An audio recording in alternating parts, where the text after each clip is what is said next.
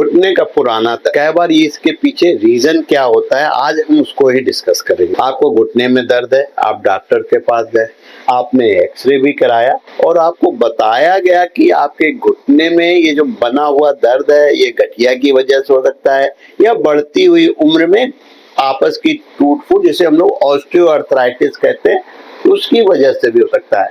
आपने दवाइयां भी ली होंगी, हो सकता है आपने इंजेक्शन भी लिया हो, लेकिन दर्द बार बार वापस आ जाता है और आपके शरीर की सीमाओं के एक धीमी धड़कती हुई याद दिलाने के लिए। लेकिन क्या होगा, ये दर्द सिर्फ शारीरिक ना हो, अगर हो सकता है कि पास्ट का कोई ऐसा इंसिडेंस हो जिसकी नुकसान की गूंज को आप अभी तक समझ नहीं पा रहे।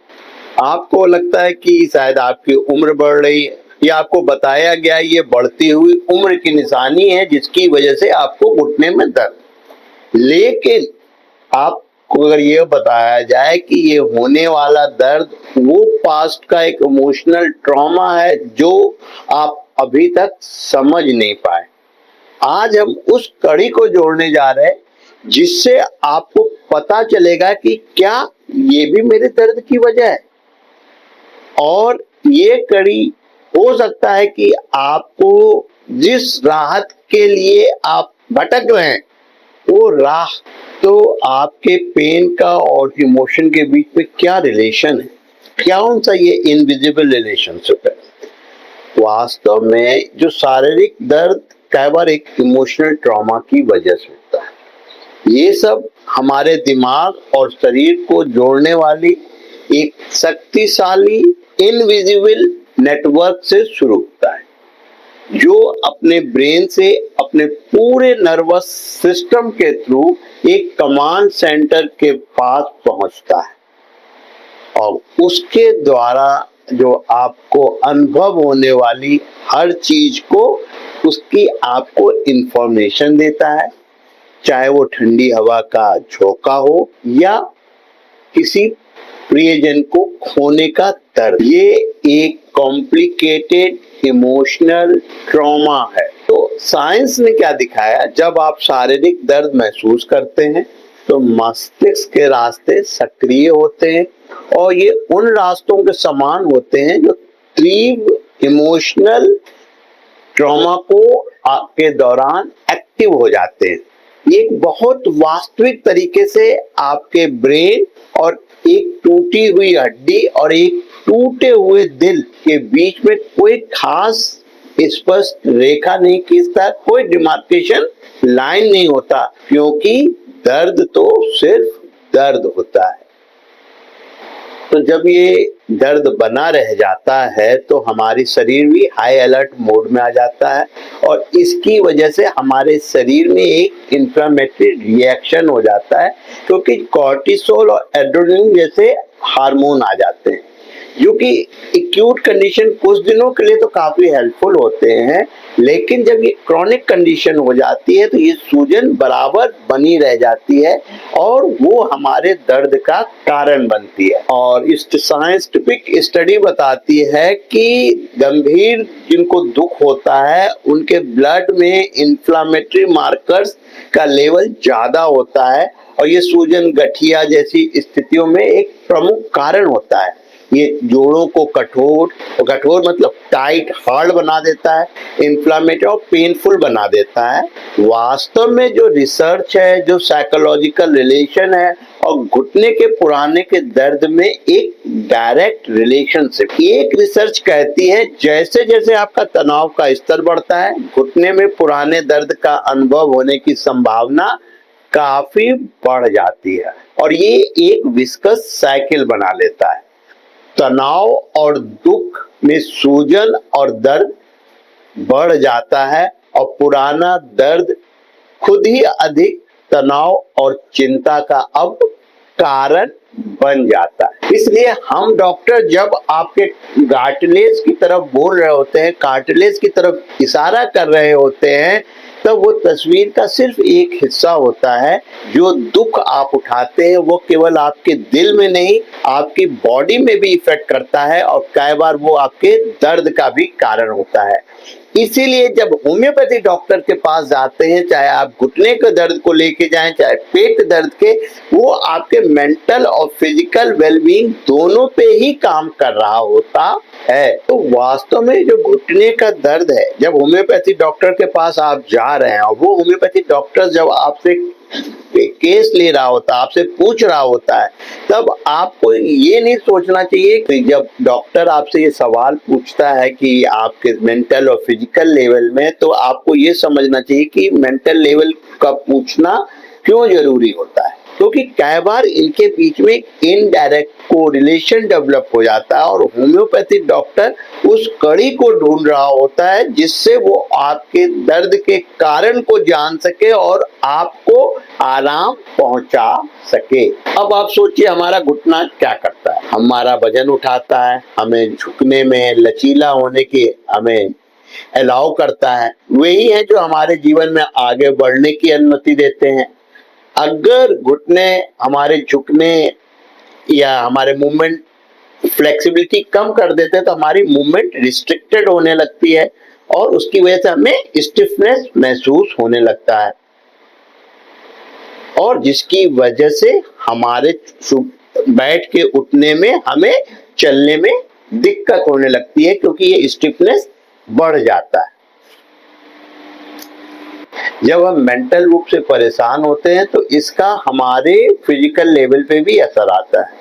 कई बार हम अपने जब प्रियजन को खो देते हैं तो हमारे अपना जीवन बोझ लगने लगता है और ये बोझ जब लगने लगता है तो हमारे मूवमेंट रिस्ट्रिक्टेड होने लगते हैं और ये फिजिकल लेवल पे हमारे घुटने पे इसका असर दिखने लगता है, जो धीरे धीरे एक इन्फ्लामेशन बनता है।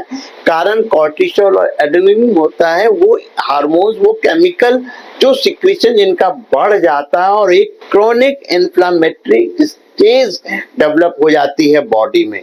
और इसलिए आज साइंस और डॉक्टर्स हमेशा उस साइकोसोमेटिक कॉज के बारे में ढूंढ रहे होते हैं जो कि आज के समय में घुटने के दर्द के पीछे एक कॉज होता जा रहा है। सिर्फ इंजुरीज नहीं, सिर्फ लाइफ स्टाइल नहीं, कई बार ये जो साइकोलॉजिकल ट्रॉमा है वो भी जो है घुटने के दर्द का एक बड़ा कारण हो जाता है। एक कॉमन पेशेंट की कहानी सुना रहा हूं, अपने आंखों से देखा और अपने सीनियर डॉक्टर के पास भी देखा, और ये केस मैंने अपने सीनियर डॉक्टर के पास ही देखा था, वो शेयर कर रहा हूँ कि एक लेडी अपनी माँ की सेवा करती थी। उसकी माँ को भी घुटने का दर्द था। कई वर्षों तक उसने अपनी माँ का इलाज तो कराया और उसका उनकी देखभाल भी की।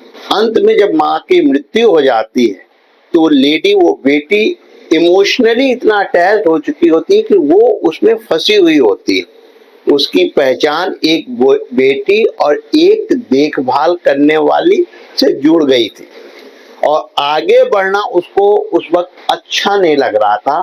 इसके पीछे रीजन वो फियर था और वो इमोशनल था कि इसमें वो माँ के बाद कैसे आगे इस दुनिया में रहेगी, और उसके घुटनों में वही प्रॉब्लम स्टार्ट हुई।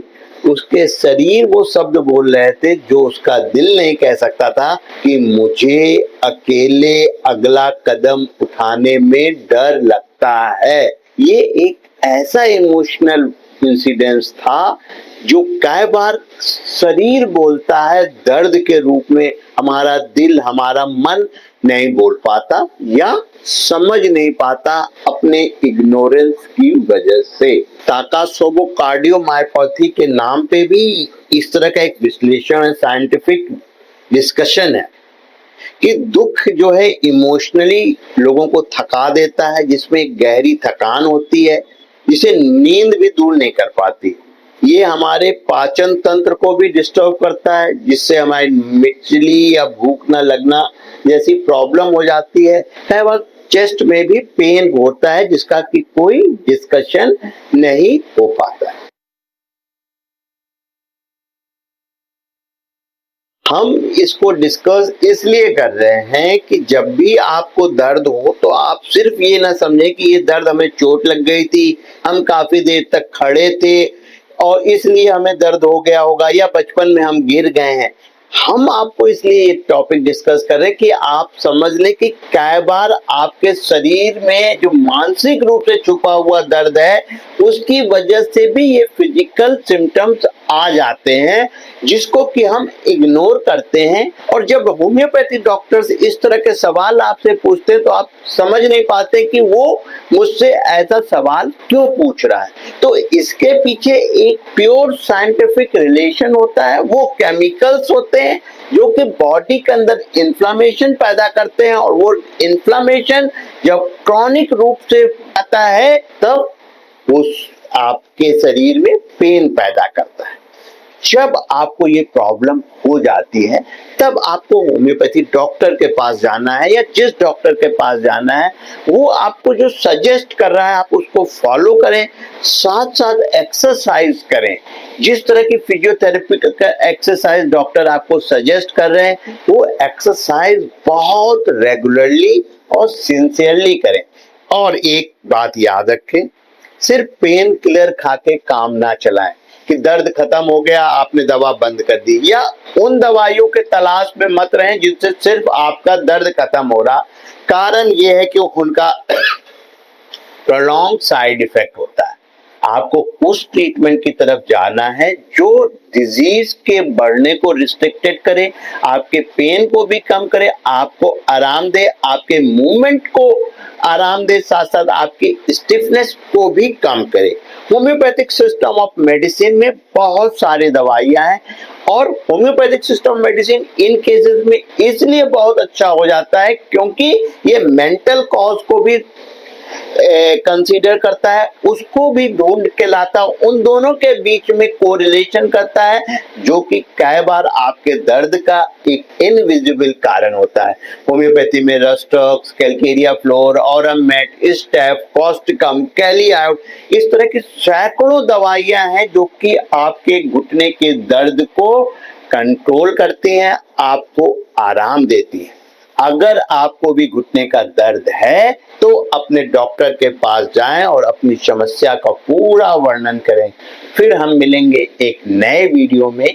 तब तक आप स्वस्थ रहें, मस्त रहें, तंदुरुस्त रहें, मुस्कुराते रहें, और अगर आपको कोई क्वेरी है तो पूछना मत भूलें। धन्यवाद दोस्तों।